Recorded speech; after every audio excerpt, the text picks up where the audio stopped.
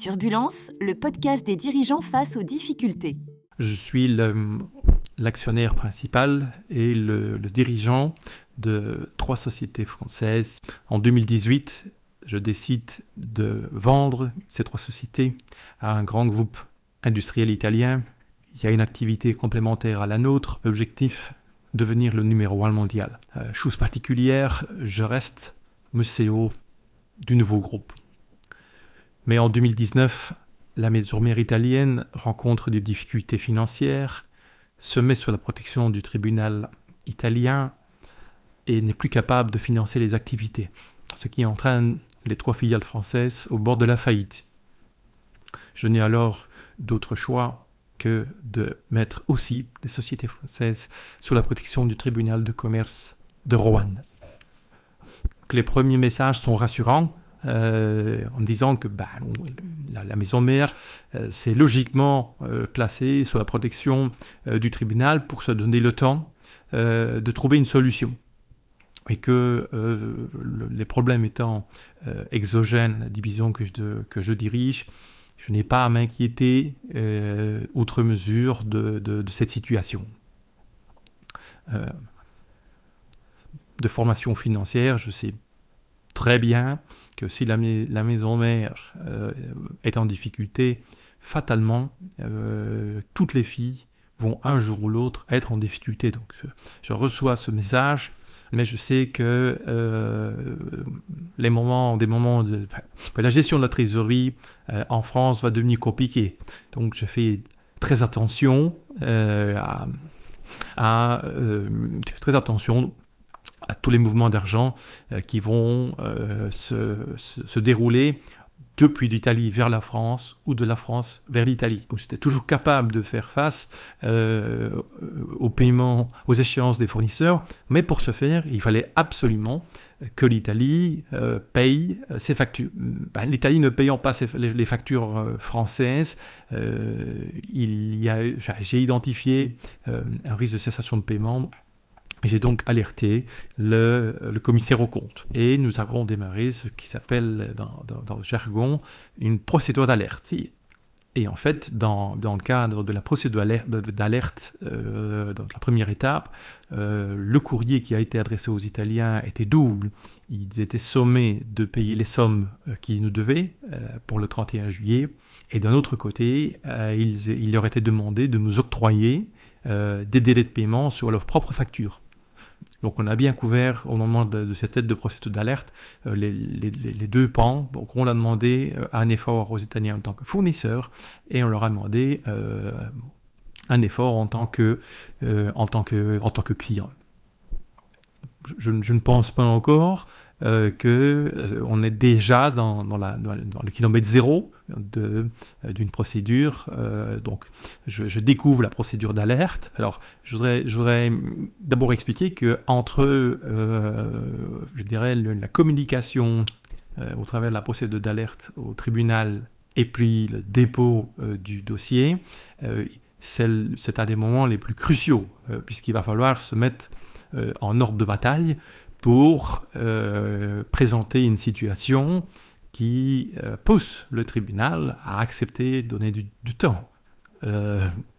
Et donc, il y a, un tas d'informations qu'il faut fournir au tribunal, comme l'ensemble des dettes, est-ce qu'elles sont privilégiées, pas privilégiées, il faut lui fournir les bilans, il faut lui fournir un plan de trésorerie, il faut lui fournir des perspectives, et puis le premier conseil, le premier excellent conseil qui m'est donné par les avocats, c'est de tailler les fournisseurs stratégiques, parce que je vais avoir besoin de continuer avec eux, et tout en gardant un maximum de cash, parce que je vais avoir besoin d'argent pour pouvoir gérer les affaires courantes. Donc il y a donc non seulement des réunions purement juridiques, puis il y a des réunions stratégiques pour faire le dossier, pour monter le dossier. Donc lorsque le tribunal, donc la première audience se tient le matin, et puis alors, en fin d'après-midi, le tribunal va rendre sa décision. Et donc, sa décision est de poursuivre, d'accepter que le dossier relève de la procédure collective. C'est un soulagement, puisque nous sommes parvenus à convaincre le tribunal de nous donner une chance de poursuivre. Donc c'est un soulagement aussi, parce que l'ensemble des salariés à ce moment-là sont toujours à bord et sont payés. C'est aussi un soulagement parce que on va pouvoir délivrer le carnet de commandes et donc satisfaire les clients. Par contre, il y a quand même eu un moment, je dirais, d'étonnement. C'est que finalement, quand vous rentrez dans la salle d'audience, vous vous retrouvez vraiment devant un tribunal. Je veux dire, même s'il n'y a pas un grand décorum dans la salle, parce que c'est une salle de réunion, et ce sont des tables avec les juges, mais les juges sont avec leur toge noire. Ils sont assis avec le juge, le président au milieu, certains juges à gauche, certains juges à droite, et puis surtout le procureur de la République en rouge.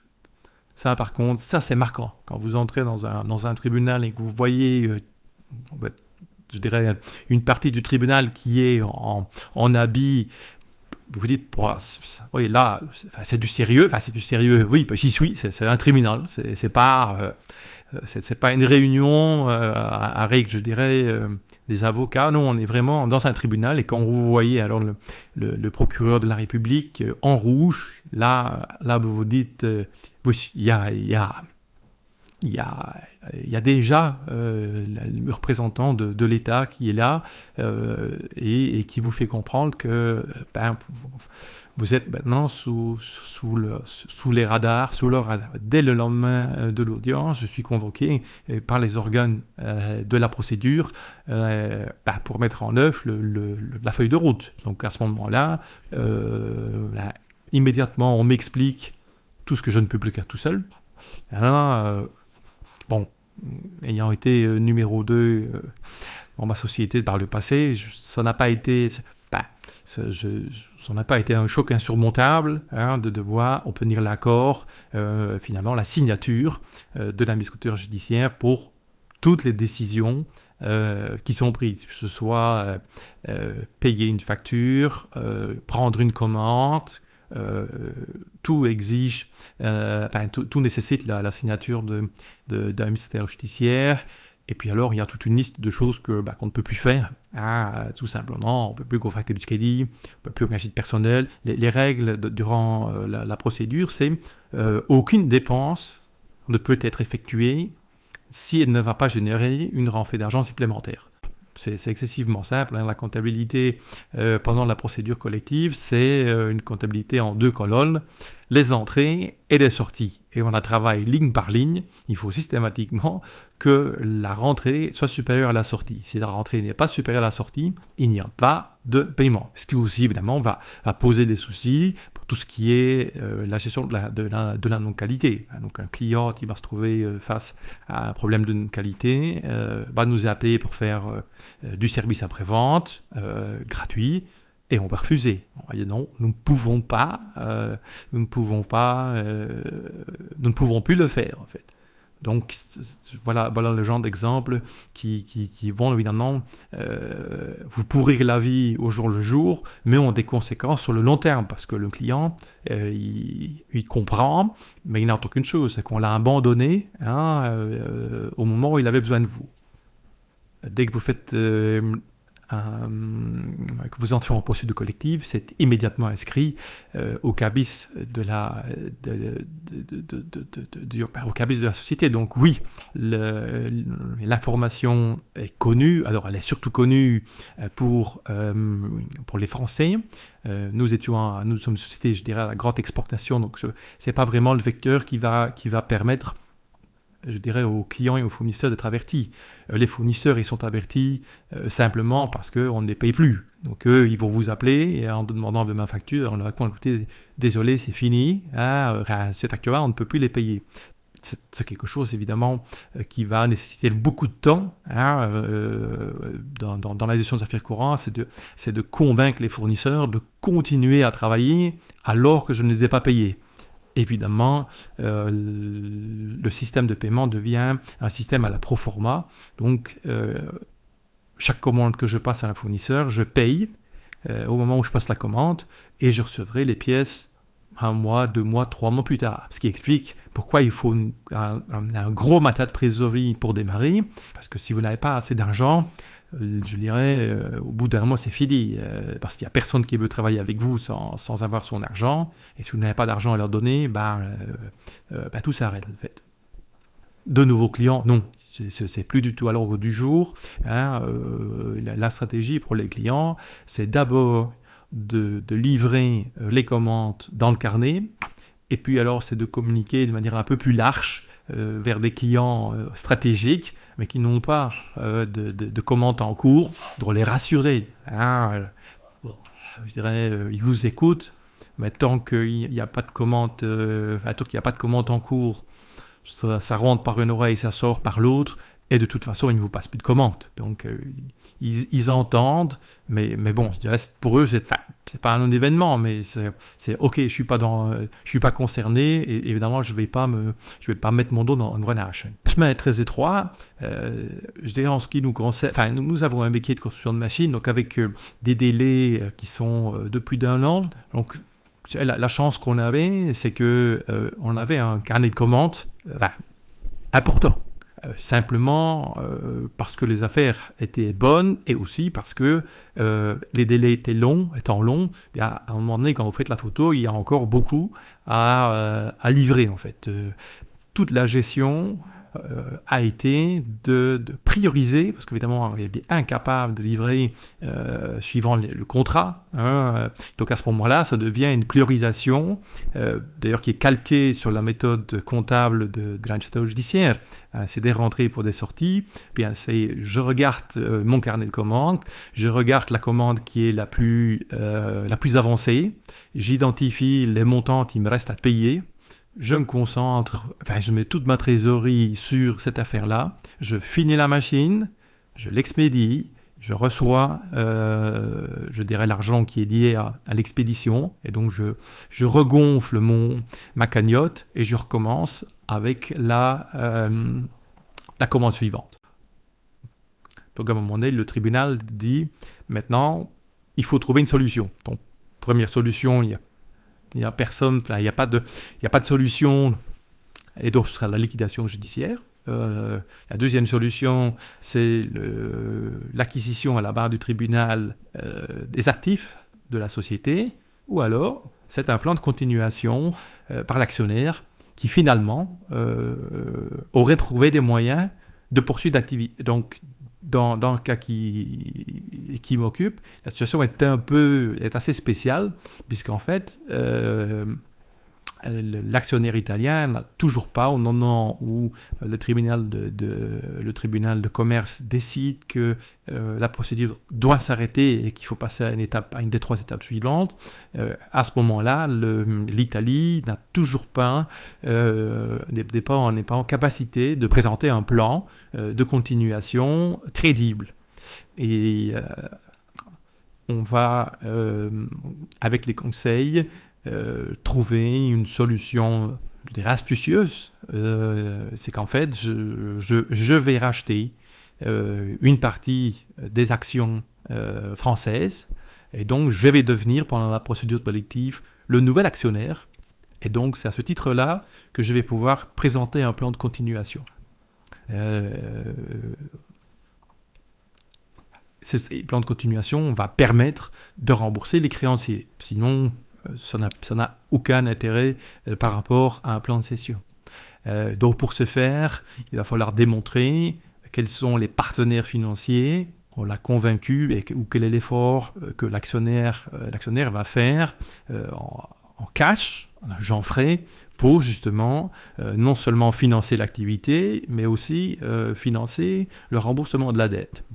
Le troisième axe sur lequel vous êtes challengé, c'est le nombre de personnes qui vont continuer l'aventure. C'est d'ailleurs un des points les plus importants pour le tribunal, c'est combien d'emplois vont être sauvés. Après, ce n'est pas qu'un chiffre. Il faut de nouveau justifier pourquoi vous prenez cette fonction-là, pourquoi vous ne reprenez pas cette fonction-là. Donc il y a véritablement un exercice comme si, et c'est le cas, l'histoire recommence à zéro. Et donc vous devez refaire un business plan, vous devez refaire un modèle industriel non pas pour démarrer, mais pour repartir.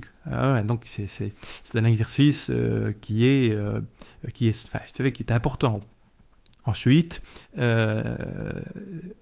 si vous parvenez à mettre dans votre dossier des perspectives de commandes quasi sûres depuis un an, évidemment, ça va le conforter.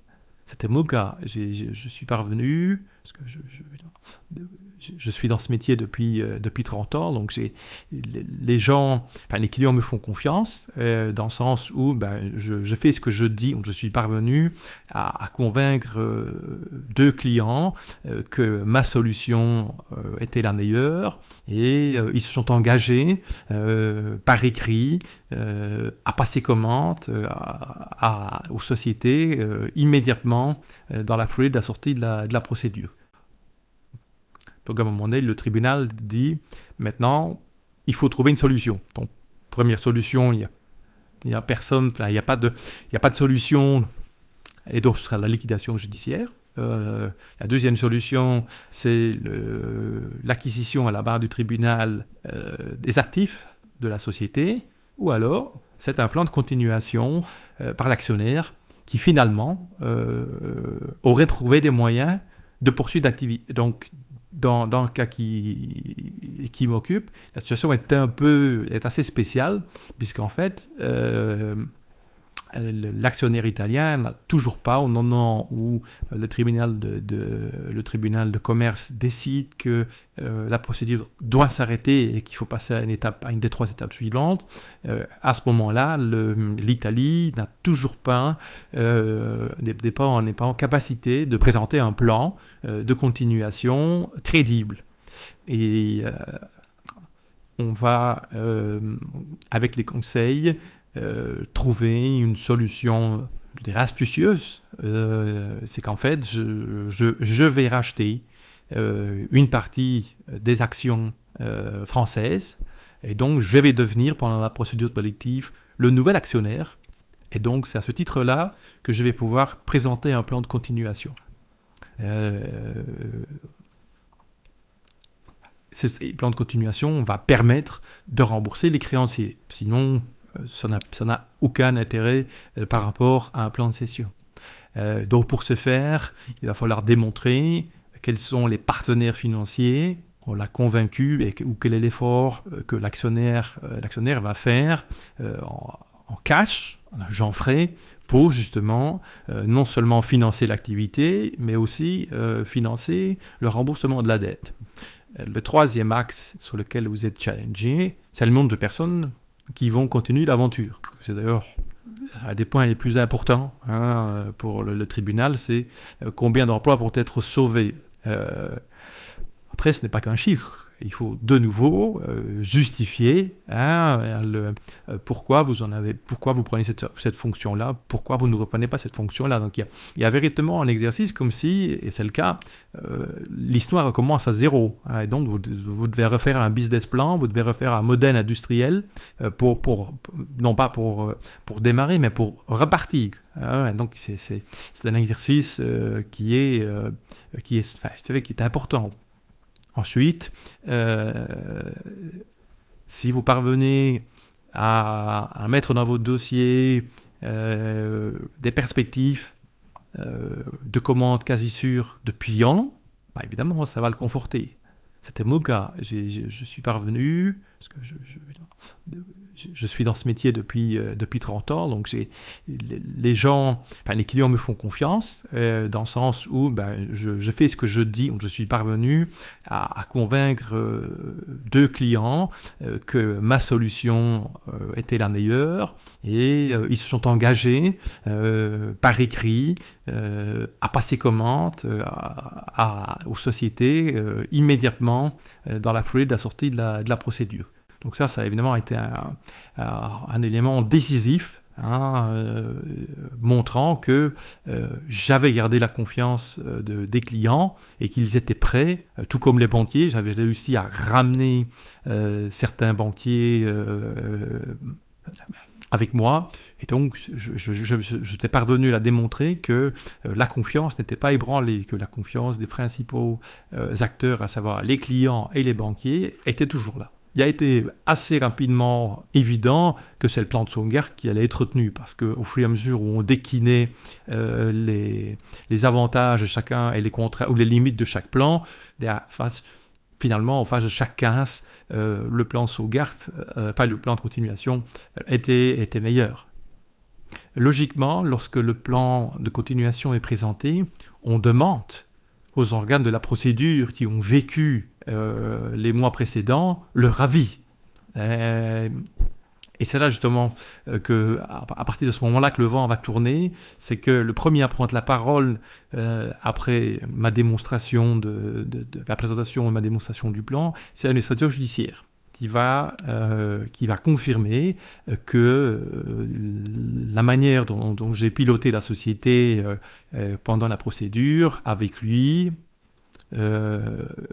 le conforte dans l'idée que je suis la bonne personne pour continuer. Le mandataire, lui, ne pourra simplement dire que j'ai respecté les règles.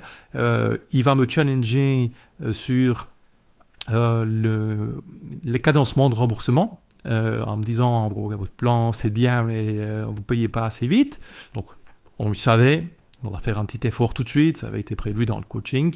Et puis c'est là où le vent va tourner complètement, c'est le juge commissaire qui finalement avait continuellement dit durant toutes les audiences précédentes qu'il n'y avait pas d'avenir, ça allait se casser la pipe, qu'il fallait arrêter tout de suite et aller soit vers une liquidation, voire vers un plan de cession, qui finalement se désavoue et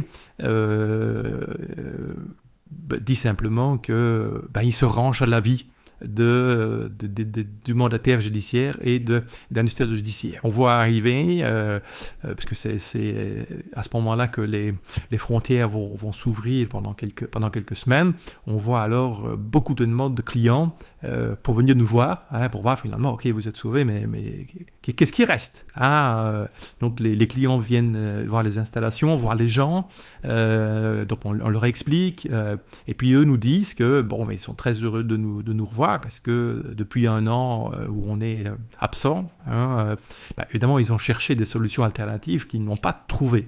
Donc ça, évidemment, ça donne du cœur à l'ouvrage, et on peut, dès ce moment-là, recommencer à prendre de nouvelles commandes. Dans le plan de continuation, il y a une étape très importante qui va être la définition définitive de la dette. Parce qu'en fait, la dette, les créanciers doivent l'introduire, la confirmer, suivant des règles très précises. Dans les 30 années que nous avons vécues ensemble, on a connu d'autres moments compliqués. Donc je connais mes équipes, je sais comment il faut faire pour retrouver leur confiance, et pour que on reparte tous sur de bonnes bases. Donc je dirais, même si d'aucuns pensaient que le plan de cession correspondait mieux, que j'avais déjà eu ma chance et donc c'était plus à moi à essayer à nouveau. Une fois que le tribunal l'a eu décidé, je dirais après quelques semaines où chacun faisait peut-être un peu la gueule, on était tous sur le même bateau, les clients nous faisaient confiance, et donc le nombre, on va dire, de gens qui étaient mécontents s'est réduit Il y a précieusement assez réduit. Ils ne sont pas partis, ils se sont aussi... ils ont fait le gros dos. Et aujourd'hui, évidemment, tout le monde se félicite. Mettons que là, c'est un événement comme un autre. Quand il y a une crise, il faut se serrer les coudes. Comme dans mon cas personnel, la procédure s'est très bien déroulée et a débouché sur un plan de sauvegarde. Moi, je ne peux que me réjouir de l'opportunité que cette procédure donne aux dirigeants que pour se mettre sous la protection, parce que la procédure, c'est une protection du tribunal, protection qui permet de donner un bol d'air et de ne plus devoir payer tout de suite ce qui doit être payé.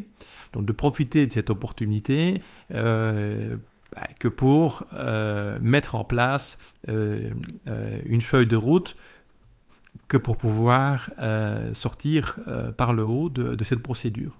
Et dans ce cadre-là, je ne peux que conseiller les dirigeants qui sont face qui voient arriver, je dirais, cette problématique, dès le départ, se faire conseiller, parce que ça reste, je dirais, une période très spécifique dans la vie d'une société, et qu'il y a des conseils qui sont spécialisés. Alors, ça coûte cher, surtout à un moment donné où on n'a pas beaucoup d'argent, mais le conseil est très important parce qu'il va pouvoir désamorcer certaines problématiques avec les organes de la procédure qui sont comme les conseils des avocats. Donc les avocats parlent aux avocats dans un langage qui leur est propre.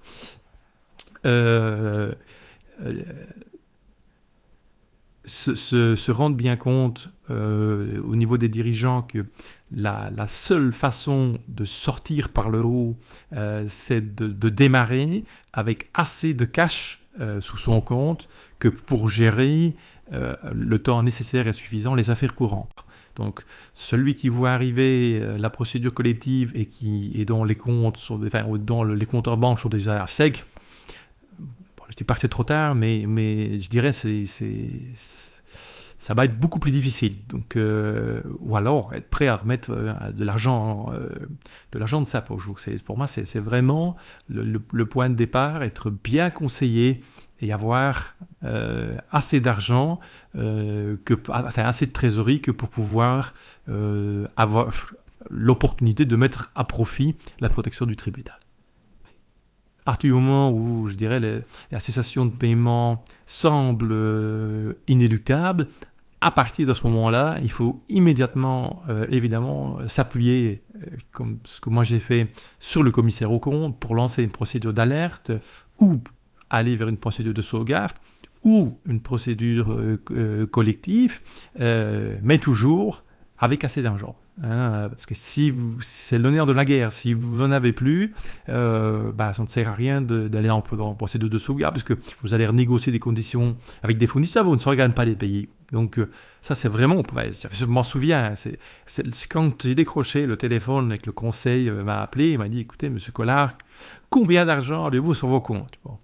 Eh bien, il m'a dit, gardez-en un maximum. Il dit, je vous laisse faire les choix, parce qu'il faut maintenir la confiance avec les partenaires avec qui vous allez travailler, mais tout euro de garder est un euro de gagné, en fait. Turbulence, le podcast des dirigeants face aux difficultés.